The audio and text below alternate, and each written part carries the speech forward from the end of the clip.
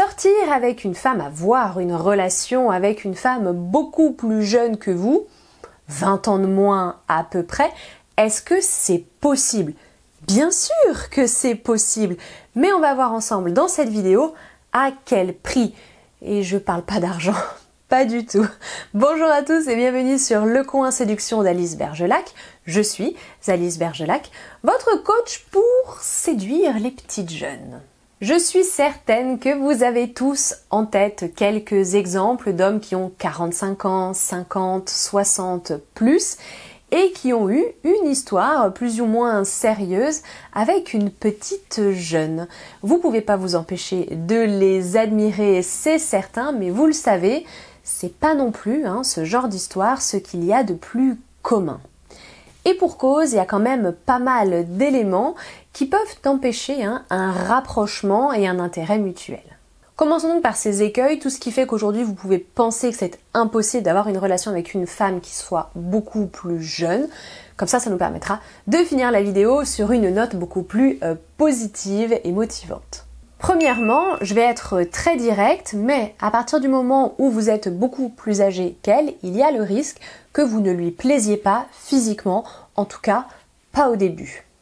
La question de l'attirance physique, elle est primordiale. Oui, bien sûr, c'est quelque chose qui peut se développer à force de vous fréquenter, mais de prime abord, quand elle vous rencontre, elle peut tout à fait se dire « bah non, c'est pas mon style » parce qu'elle va avoir ses standards, elle va avoir ses critères. Et effectivement, avec 20 ans de moins, il se peut très bien qu'elle ait des idées assez arrêtées sur ce qui lui plaît, sur ce qui lui correspond, etc. Des choses qui bien sûr peuvent évoluer, mais moi, là, à ce moment-là, je vous parle du tout début, et d'ailleurs, dans le même genre, en numéro 2, je vais placer la question des croyances personnelles.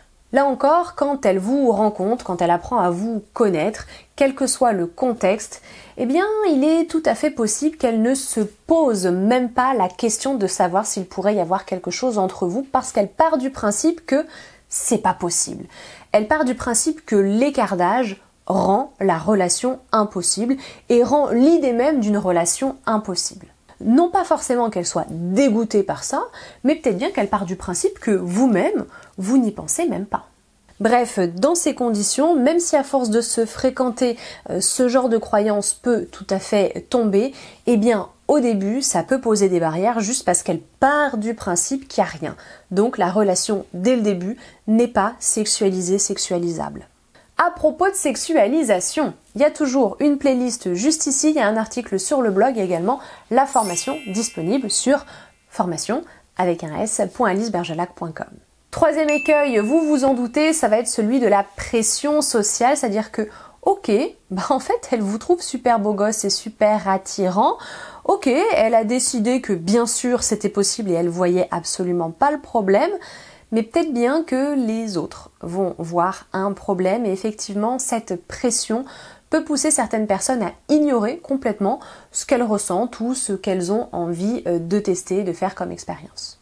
Quatrièmement, au moment où on veut construire, déjà commençons simplement par construire du lien pour se rapprocher l'un de l'autre et puis après peut-être construire plus si jamais tous les deux vous en avez envie.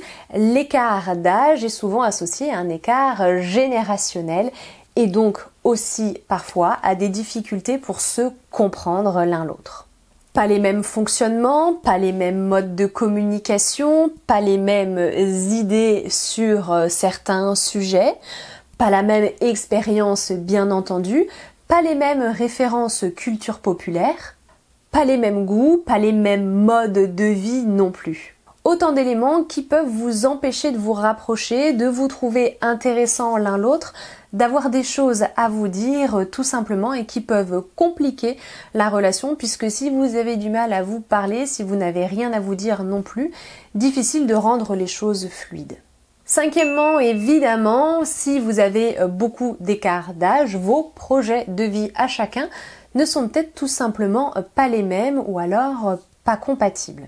Déjà parce que si vous en avez 50 et elle qu'elle en a même pas 30, vous en êtes probablement pas au même stade de votre vie, professionnellement parlant, en termes d'expérience amoureuse, etc.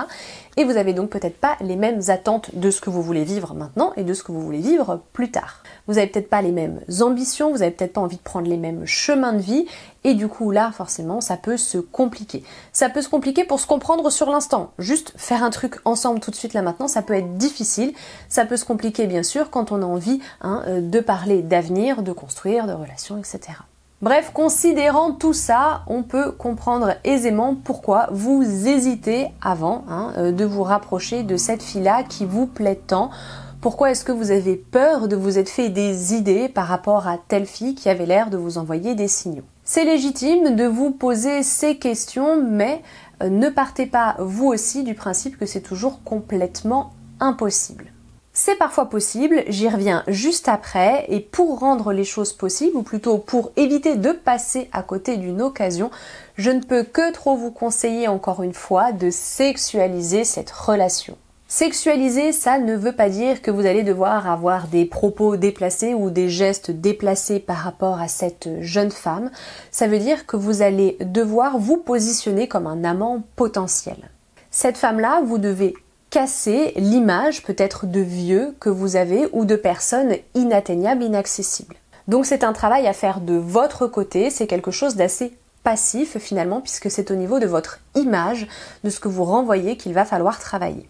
Deuxième chose à faire, évidemment, dans ces circonstances, il va vous falloir beaucoup observer son comportement à elle par rapport à vous. Et en cas de doute ou en cas de situation très ambiguë, n'hésitez pas à faire remarquer que quand même c'est franchement ambigu.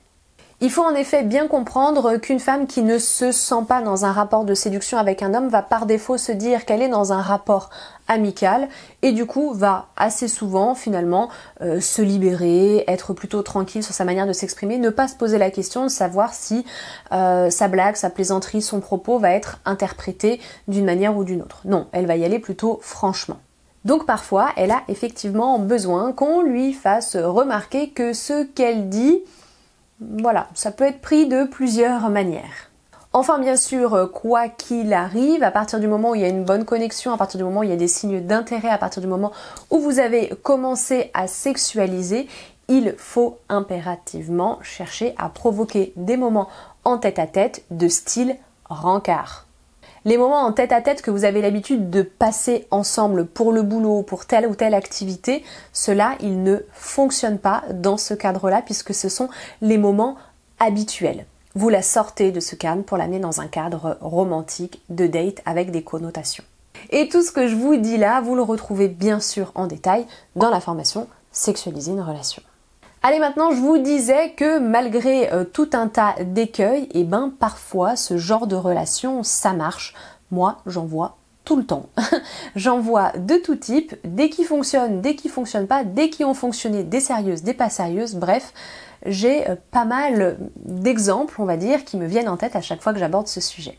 Premièrement, si ça fonctionne avec elle alors que vous craigniez que ça ne fonctionne jamais, c'est parce que madame voit un vrai intérêt à vous fréquenter et à se rapprocher de vous. N'oubliez pas que votre âge et votre expérience, ce sont des choses qui peuvent être séduisantes et rassurantes pour une femme, surtout une femme qui est en quête de stabilité, de sécurité, de protection. Selon sa personnalité, ce qu'elle veut, ce dont elle a besoin, elle va pouvoir trouver chez vous un ensemble de qualités qu'elle va trouver complètement irrésistibles. L'homme plus âgé, c'est souvent l'homme mature, c'est souvent aussi un homme auquel elle va avoir envie de faire confiance et dans les bras duquel elle va avoir envie de s'abandonner, c'est-à-dire un homme qu'elle va s'imaginer être plus entreprenant, plus facile aussi, c'est-à-dire plus transparent fort de ses expériences, et un homme qui va pouvoir la laisser se laisser porter. Bref, très souvent va être associé à ce type de relation un côté tranquille, apaisant, sécurisant. Deuxièmement, à chaque fois que ça a fonctionné parce que les deux étaient dans une logique de l'acceptation de l'autre, de ses différences, de ses particularités. Ça veut dire que aucun des deux n'est rentré dans cette relation en se disant que l'autre allait pouvoir changer et se conformer à ses besoins, sa façon de voir les choses, etc. Dès le début, c'était assez clair que vous aviez tous les deux votre mode de fonctionnement et que ça allait pouvoir matcher d'une manière ou d'une autre. Il ne s'agit pas de se dire j'y vais en espérant que il ou elle change d'avis sur la question des enfants en particulier, c'est souvent ça qui arrive sur le tapis, sur la question de aménager ensemble, la maison, tout ça, ça aussi ça revient beaucoup. Bref, il n'est pas question d'arriver dans cette relation en se disant l'autre va changer d'avis, c'est pas un souci. Troisièmement aussi, les hommes qui ont le plus de succès avec des femmes plus jeunes, bien plus jeunes, ce ne sont pas forcément des hommes qui font plus jeunes, bien sûr, ça aide forcément, mais ce sont surtout des hommes qui ne cherchent pas à faire jeune. C'est des hommes qui s'assument tout simplement. Alors oui, bien sûr, c'est des hommes qui vont savoir se mettre en valeur également, mais c'est juste des hommes qui se la jouent pas petits jeunes alors que c'est pas des petits jeunes. Celui qui joue un rôle, celui qui a un style vestimentaire très en décalage avec son âge et surtout avec ce qui est attendu, n'oublions pas que ça fonctionne aussi avec les préjugés de l'autre et les attentes de l'autre, celui-ci, généralement, ça va moins fonctionner avec les femmes plus jeunes. Clairement, il faut vous dire que s'il y a moyen d'aller plus loin avec cette femme, c'est parce que pour elle, cet écart d'âge, ça peut être un atout. D'accord ? Ça peut être quelque chose de très excitant, c'est-à-dire que parfois, bien sûr, pour ne pas dire le plus souvent, c'est l'expérience personnelle et sexuelle qui attise le plus la curiosité. Mais pour ça, encore faut-il plaire physiquement à madame et donc ne pas avoir l'air soit d'un vieux ringard qui essaye de passer pour un petit jeune, soit d'un papy mougeot.